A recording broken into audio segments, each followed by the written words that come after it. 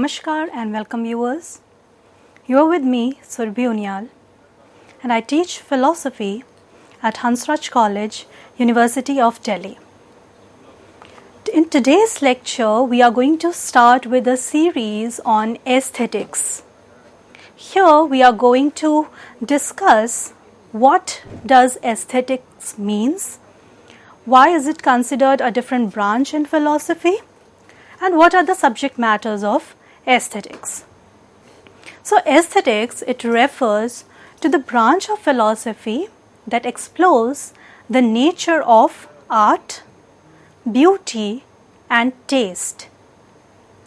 It investigates the principles and qualities that define what is considered aesthetically pleasing or valuable in various forms of aesthetic expressions, including visual arts, literature, music, architecture, and many more.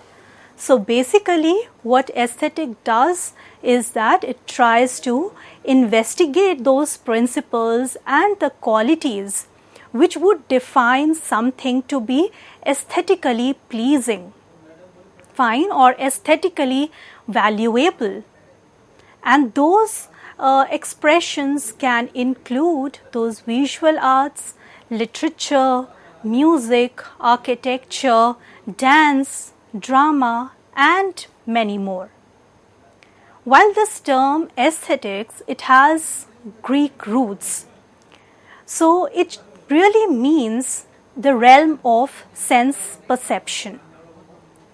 The etymology of the word highlights the fundamental connection between aesthetics and the human capacity to perceive and appreciate the sensory experiences.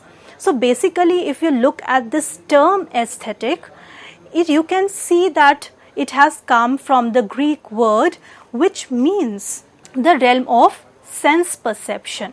And what kind of sense perception are we talking about in this context? Is that we are trying to locate the human capacity to perceive, and along with that perception, we are also trying to locate and discuss how to appreciate the sensory experiences. So the field of aesthetics, it encompasses the study of beauty, art, and the nature of sensory perceptions itself.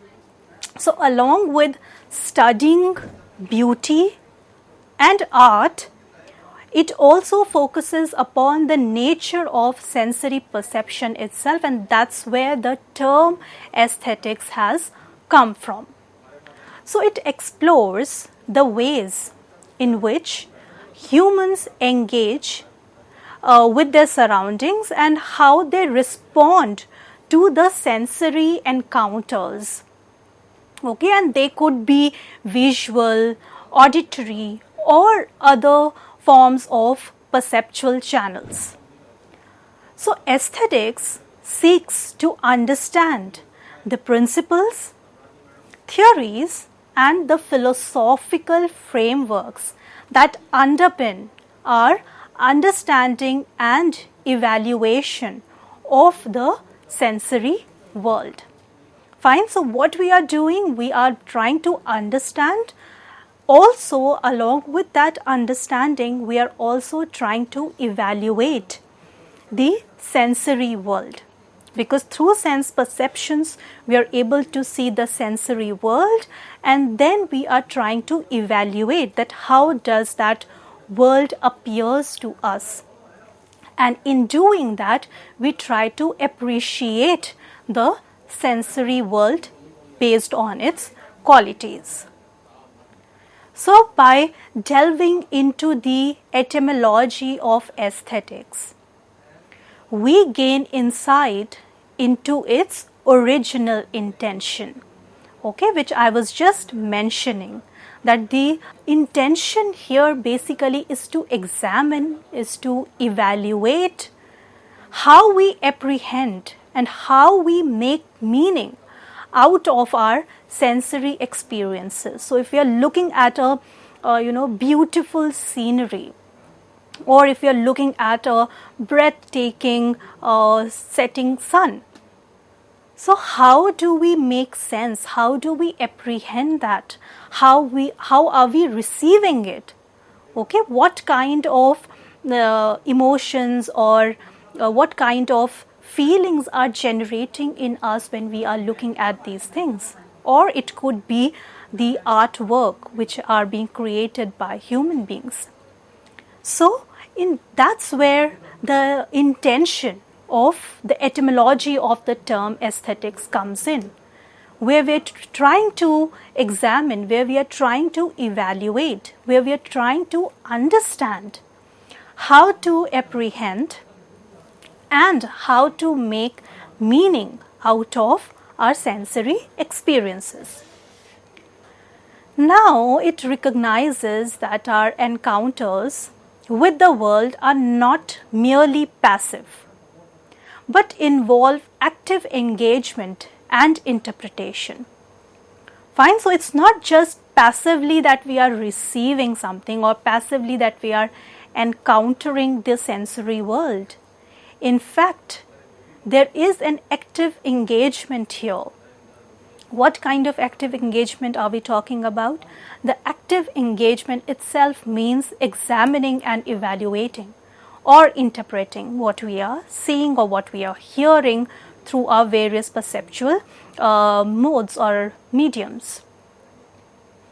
So aesthetics, basically, it invites us to explore the intricate relationship between our senses, our perception of the beauty, and the broader philosophical question regarding the nature of art, taste, and human experience of the world. So that you can see as a larger aim of aesthetics, that along with examining or exploring the relationship of our senses and our perception of the beauty, it also has a larger aim of investigating the nature of beauty, or you can say the nature of art and beauty, taste and human experience of the world. Now, if you are talking about aesthetic experience, there has to be an aesthetic object. So if we were talking about the sensory world, that itself means, there has to be an aesthetic object. So the concept of aesthetic object is central to aesthetics and refers to the specific entity or artifact that is the focus of aesthetic appreciation and evaluation. Fine, so there has to be a specific entity or a specific artifact, or you can say in a larger context, aesthetic maybe scenery or a natural phenomena that could be considered as an aesthetic object, because that is the focus of our appreciation as well as our evaluation. So we would be focused upon these specific entities or artifacts, fine, and we would aesthetically appreciate them. So appreciations can be of various kinds, but we are not talking about all the kinds of appreciation. We are only talking about aesthetic appreciations here and aesthetic evaluation. So whether something is aesthetically pleasurable or not, or aesthetically appealing or not, and if it is, then we are doing an aesthetic appreciation of that object and we are evaluating it on the basis of its aesthetic values, not other values. Fine, so there could be other instrumental values that some objects are fulfilling. So they could be instrumentally valuable, but it's not necessary that they will be aesthetically valuable and appreciable. So there are certain distinctions here. So we are not going into those details. We are just focused upon how these entities, how these specific artifacts, how they become the focus of our aesthetic appreciation and evaluation. So, what are all those, what are all those aesthetic objects now? So, we can say that it encompasses various forms of artistic expressions, including visual arts, literature, music, theatre, films, and so on. Fine. So, if you look at, let's take an example of how you look at a painting. Fine. So, in looking at that painting, the painting here becomes the aesthetic object, because you are focusing upon that painting and you are trying to evaluate its aesthetic value, whether it is beautiful, whether the paints used in that painting, is it beautiful or not. So, what you are trying to do here is you are trying to appreciate and evaluate that piece of art. So, it becomes an aesthetic object here. So, aesthetic object can be physical artifacts, and as such as a painting, sculpture, or musical composition, or it can be an intangible creation like a poem or a performance. So, it is the entity that embodies artistic qualities. It communicates our ideas or emotions, and it elicits aesthetic experiences in the viewer or the listener or the audience, and that is the purpose of the aesthetic object. Fine. So, aesthetic object, as mentioned here, could be of various kinds. There could be physical ones. Physical ones are like painting or a sculpture. Fine. While there are also other types of aesthetic objects which are intangible creation, like a poem or a performance. So, you cannot really touch a poem. So, in that case, they are making this distinction between physical and intangible creations. So, here also, the purpose here of these aesthetic objects is to, first of all, these entities, they embodies artistic qualities. That means the qualities which the artist has of creativity, originality, imagination. All these are produced through the aesthetic object. It also serves as an important medium to communicate our ideas or emotions. And a very good example that you can take here is that of poems, that how in poems we communicate our ideas, we communicate our emotion. And just imagine a romantic poem which a lover writes for his lover.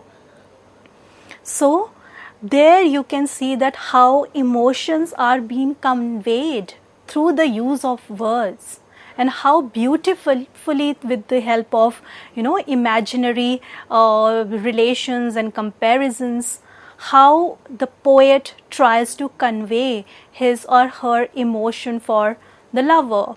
So, that is how we are communicating our ideas or emotions, and that example you can take it in other contexts as well. So, it's a very good medium to communicate your ideas and emotions. Fine.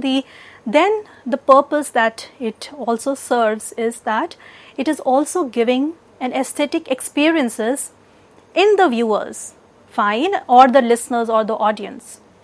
So, the audience or the listeners, they are also enjoying what the artist has created or what the artist is trying to communicate through his or her work of art.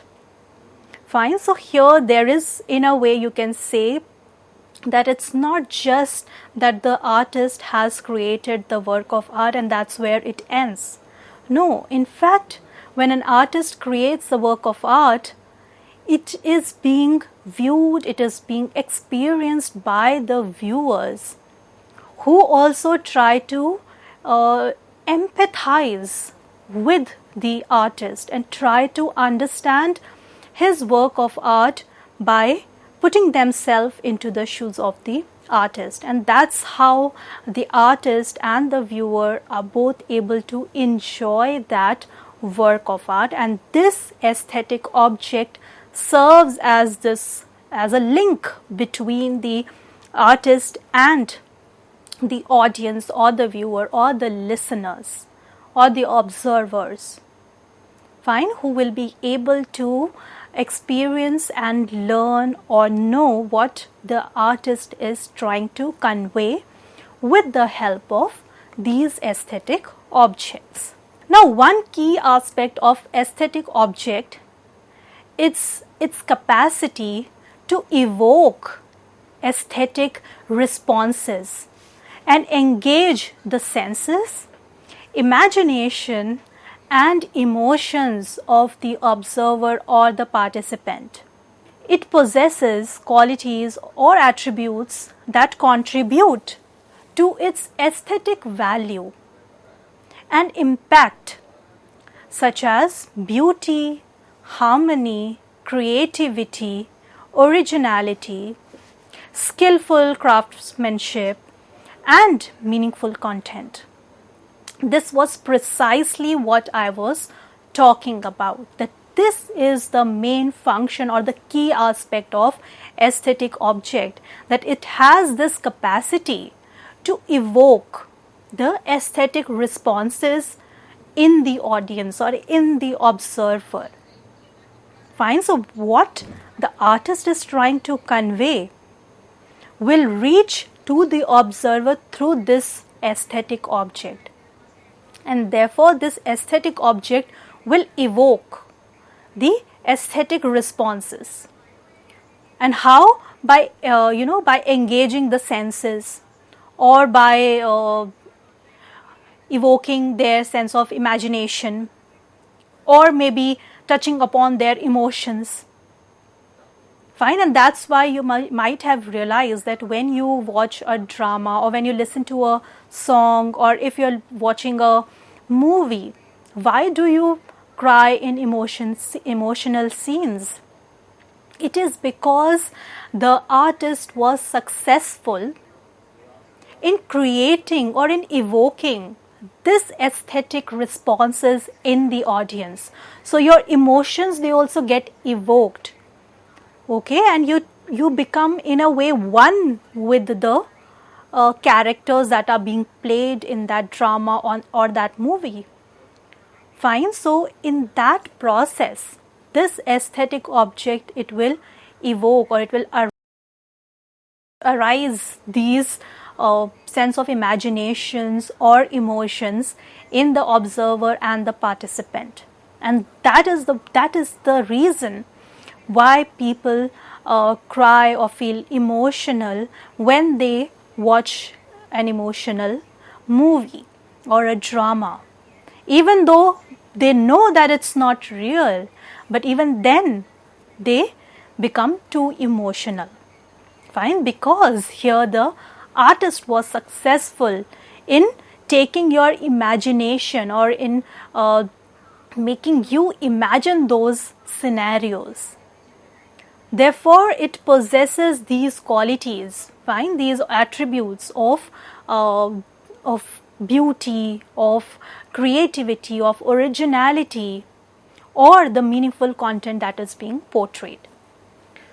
So, the aesthetic object is the focal point of aesthetic inquiry and appreciation. It encompasses a wide range of aesthetic expressions and possesses qualities that elicits aesthetic experiences. The interpretation and evaluation of aesthetic object now involves subjective and cultural factors, as well as shared understandings and criteria within the field of aesthetics. We'll come to this point in a short while and discuss that how does it involve this subjective and cultural factors. Talking about aesthetic experience now, so we have been using this word again and again, but what it really means. So during an aesthetic experience, an individual may be captivated by the qualities of objects or artwork, such as its visual appeal, harmony, rhythm, or narrative. So the experience can evoke a wide range of emotions.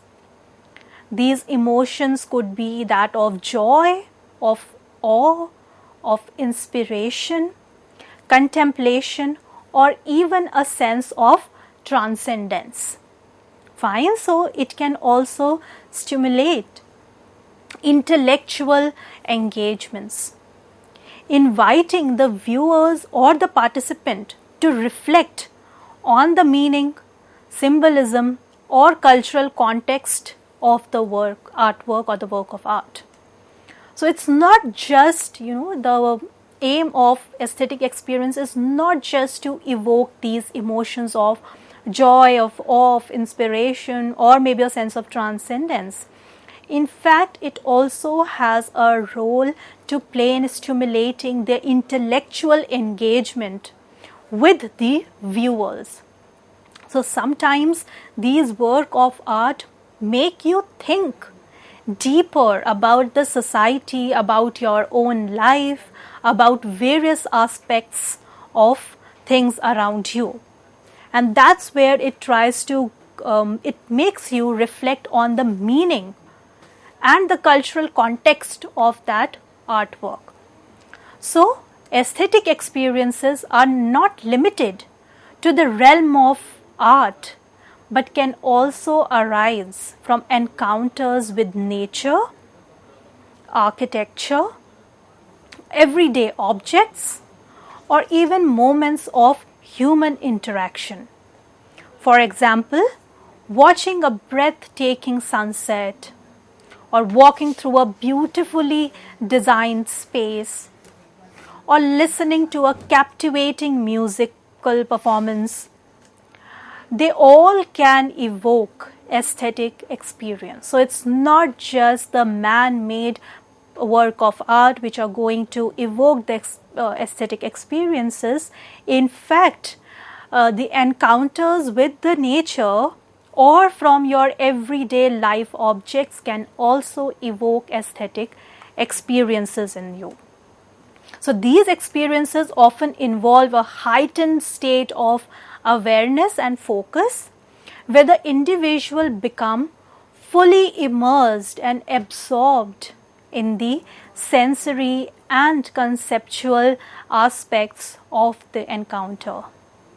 And in this scenario, time may seem to stand still, and the experience can create a sense of unity or resonance between the self and the object of perception. So viewers, that's all for this lecture. We will continue our discussion in the next lecture, where we will talk about the idea of beauty, and also we are going to talk about aesthetics from the Indian context. So please stay with us to follow up upon the various other aspects in aesthetics. Thank you.